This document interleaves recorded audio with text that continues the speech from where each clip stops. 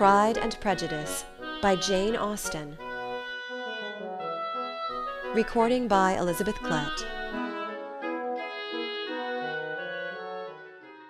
Chapter 9. Elizabeth passed the chief of the night in her sister's room, and in the morning had the pleasure of being able to send a tolerable answer to the inquiries which she very early received from Mr. Bingley by a housemaid, and some time afterwards from the two elegant ladies who waited on his sisters. In spite of this amendment, however, she requested to have a note sent to Longbourn, desiring her mother to visit Jane, and form her own judgment of her situation. The note was immediately dispatched, and its contents as quickly complied with. Mrs. Bennet, accompanied by her two youngest girls, reached Netherfield soon after the family breakfast. Had she found Jane in any apparent danger, Mrs. Bennet would have been very miserable; but being satisfied on seeing her that her illness was not alarming, she had no wish of her recovering immediately, as her restoration to health would probably remove her from Netherfield. She would not listen, therefore, to her daughter's proposal of being carried home; neither did the apothecary, who arrived about the same time, think it at all advisable. After sitting a little while with Jane, on Miss Bingley's appearance and invitation, the mother and three daughters all attended her into the breakfast parlour. Bingley met them with hopes that Mrs. Bennet had not found Miss Bennet worse than she expected. "Indeed I have, sir," was her answer. "She is a great deal too ill to be moved. Mr. Jones says we must not think of moving her. We must trespass a little longer on your kindness." "Removed?" cried Bingley. "It must not be thought of. My sister, I am sure, will not hear of her removal." "You may depend upon it, madam," said Miss Bingley with cold civility, "that Miss Bennet will receive every possible attention while she remains with us." Mrs. Bennet was profuse in her acknowledgments. "I am sure," she added, "if it were not for such good friends, I do not know what would become of her, for she is very ill indeed, and suffers a vast deal, though with the greatest patience in the world, which is always the way with her, for she has, without exception, the sweetest temper I have ever met with. I often tell my other girls that they are nothing to her. You have a sweet room here, Mr. Bingley, and a charming prospect over the gravel walk. I do not know a place in the country that is equal to Netherfield. You will not think of quitting it in a hurry, I hope, though you have but a short lease." "Whatever I do is done in a hurry," replied he, "and therefore if I should resolve to quit Netherfield I should probably be off in 5 minutes. At present, however, I consider myself as quite fixed here." "That is exactly what I should have supposed of you," said Elizabeth. "You begin to comprehend me, do you?" cried he, turning towards her. "Oh yes, I understand you perfectly." "I wish I might take this for a compliment, but to be so easily seen through, I am afraid, is pitiful." "That is as it happens. It does not follow that a deep, intricate character is more or less estimable than such a one as yours." "Lizzy," cried her mother, "remember where you are, and do not run on in the wild manner that you are suffered to do at home." "I did not know before," continued Bingley immediately, "that you were a studier of character. It must be an amusing study." "Yes, but intricate characters are the most amusing. They have at least that advantage." "The country," said Darcy, "can in general supply but a few subjects for such a study. In a country neighbourhood you move in a very confined and unvarying society." "But people themselves alter so much that there is something new to be observed in them for ever." "Yes, indeed," cried Mrs. Bennet, offended by his manner of mentioning a country neighbourhood. "I assure you there is quite as much of that going on in the country as in town." Everybody was surprised, and Darcy, after looking at her for a moment, turned silently away. Mrs. Bennet, who fancied she had gained a complete victory over him, continued her triumph. "I cannot see that London has any great advantage over the country, for my part, except the shops and public places. The country is a vast deal pleasanter, is it not, Mr. Bingley?" "When I am in the country," he replied, "I never wish to leave it, and when I am in town it is pretty much the same. They have each their advantages, and I can be equally happy in either." "Ay, that is because you have the right disposition. But that gentleman," looking at Darcy, "seemed to think the country was nothing at all." "Indeed, mamma, you are mistaken," said Elizabeth, blushing for her mother. "You quite mistook Mr. Darcy. He only meant that there was not such a variety of people to be met with in the country as in town, which you must acknowledge to be true." "Certainly, my dear, nobody said there were. But as to not meeting with many people in this neighbourhood, I believe there are few neighbourhoods larger.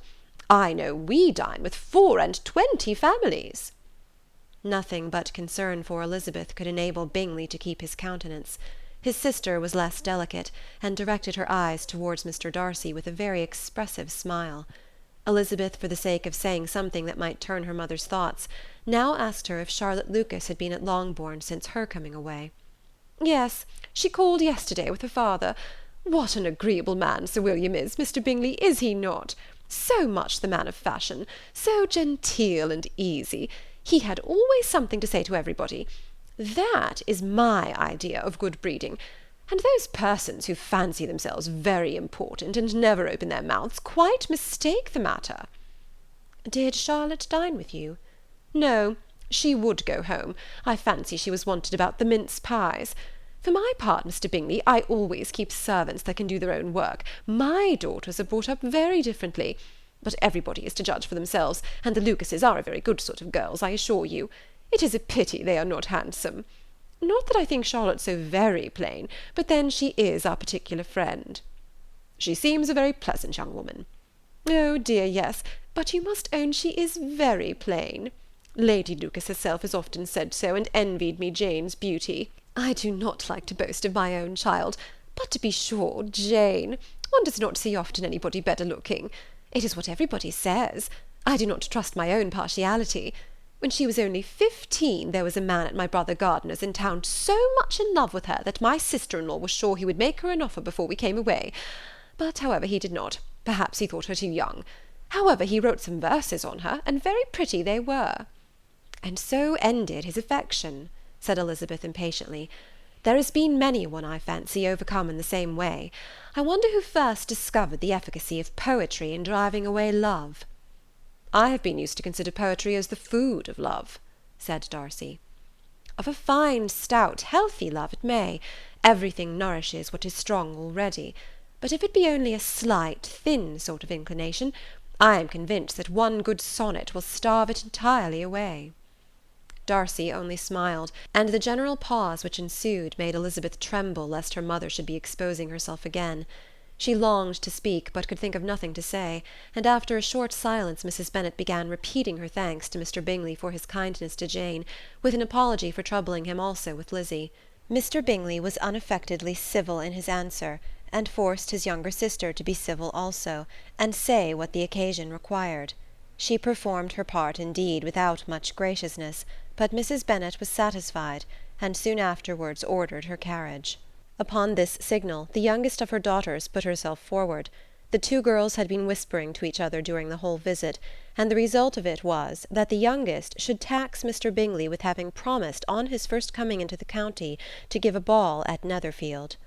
Lydia was a stout, well-grown girl of 15, with a fine complexion and good-humoured countenance, a favourite with her mother, whose affection had brought her into public at an early age. She had high animal spirits, and a sort of natural self-consequence, which the attention of the officers, to whom her uncle's good dinners and her own easy manners recommended her, had increased into assurance. She was very equal, therefore, to address Mr. Bingley on the subject of the ball, and abruptly reminded him of his promise, adding that it would be the most shameful thing in the world if he did not keep it. His answer to this sudden attack was delightful to their mother's ear.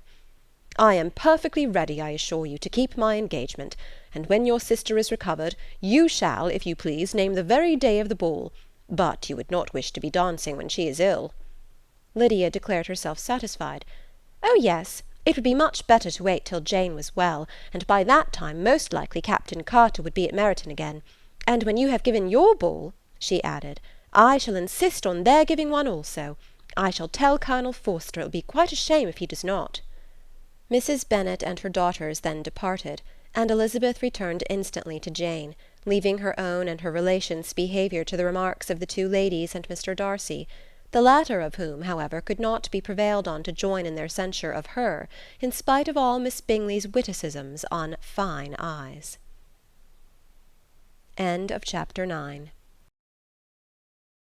Chapter 10. The day passed much as the day before had done. Mrs. Hurst and Miss Bingley had spent some hours of the morning with the invalid, who continued, though slowly, to mend, and in the evening Elizabeth joined their party in the drawing-room. The loo table, however, did not appear. Mr. Darcy was writing, and Miss Bingley, seated near him, was watching the progress of his letter and repeatedly calling off his attention by messages to his sister. Mr. Hurst and Mr. Bingley were at piquet, and Mrs. Hurst was observing their game. Elizabeth took up some needlework, and was sufficiently amused in attending to what passed between Darcy and his companion. The perpetual commendations of the lady, either on his handwriting, or on the evenness of the lines, or on the length of his letter, with the perfect unconcern with which her praises were received, formed a curious dialogue, and was exactly in union with her opinion of each. "How delighted Miss Darcy will be to receive such a letter!" He made no answer. "You write uncommonly fast." "You are mistaken. I write rather slowly." "How many letters you must have occasion to write in the course of a year! Letters of business, too! How odious I should think them!" "It is fortunate, then, that they fall to my lot instead of yours." "Pray tell your sister that I long to see her." "I have already told her so once by your desire." "I am afraid you do not like your pen. Let me mend it for you. I mend pens remarkably well."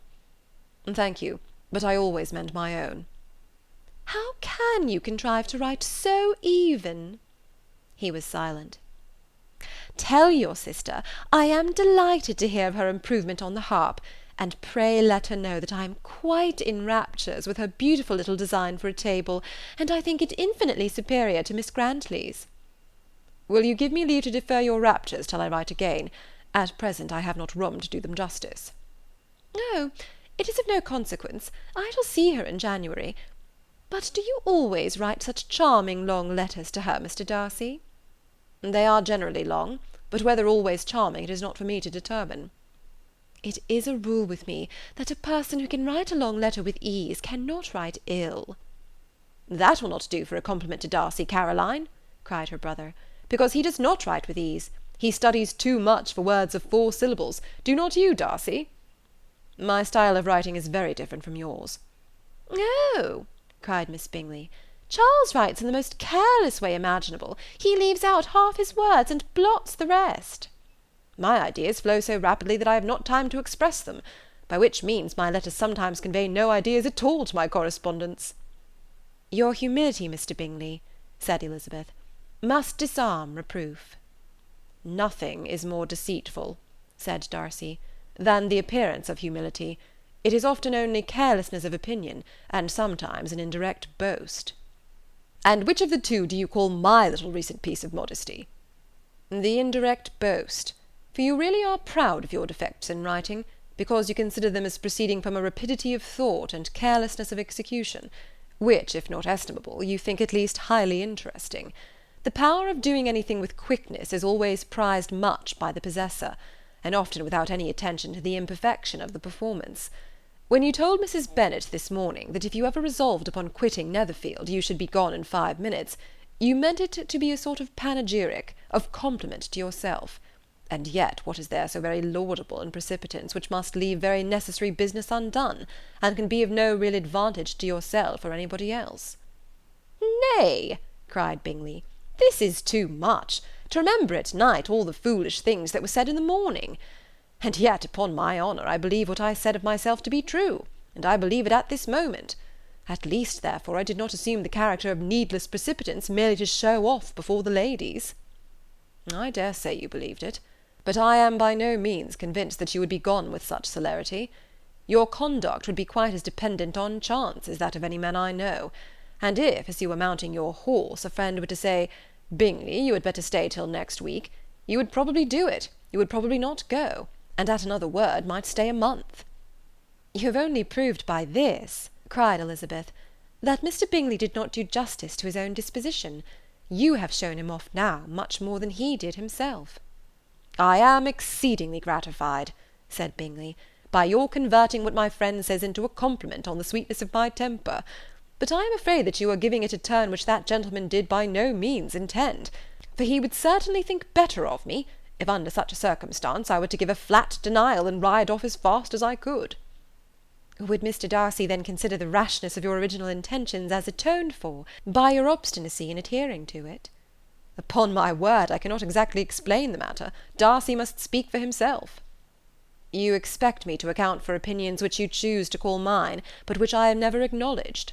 Allowing the case, however, to stand according to your representation, you must remember, Miss Bennet, that the friend who is supposed to desire his return to the house, and the delay of his plan, has merely desired it, asked it without offering one argument in favour of its propriety." "To yield readily, easily, to the persuasion of a friend is no merit with you." "To yield without conviction is no compliment to the understanding of either." "You appear to me, Mr. Darcy, to allow nothing for the influence of friendship and affection. A regard for the requester would often make one readily yield to a request, without waiting for arguments to reason one into it.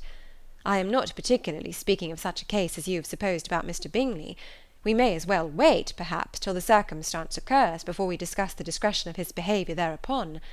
But in general and ordinary cases between friend and friend, where one of them is desired by the other to change a resolution of no very great moment, should you think ill of that person for complying with a desire, without waiting to be argued into it?"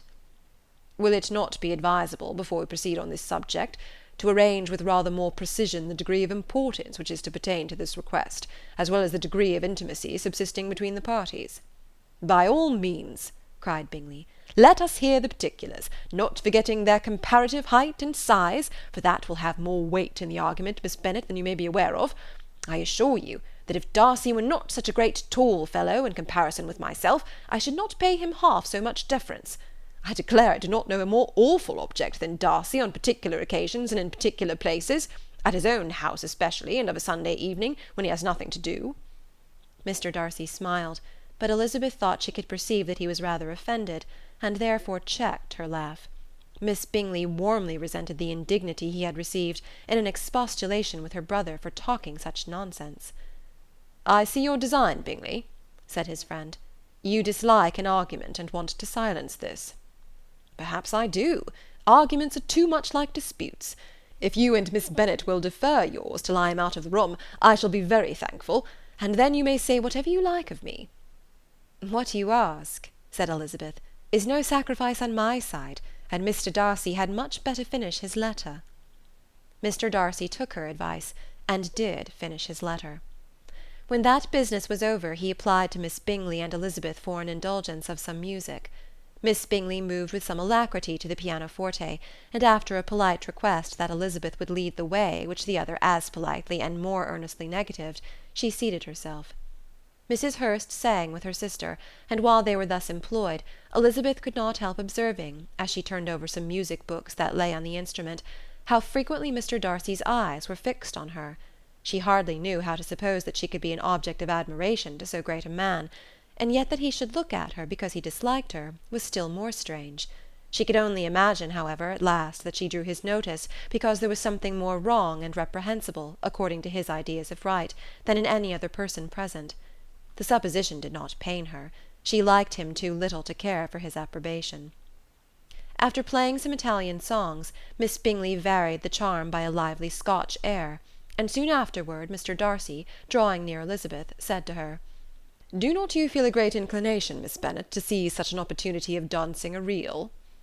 She smiled, but made no answer. He repeated the question with some surprise at her silence. "Oh," said she, "I heard you before, but I could not immediately determine what to say in reply. You wanted me, I know, to say yes, that you might have the pleasure of despising my taste.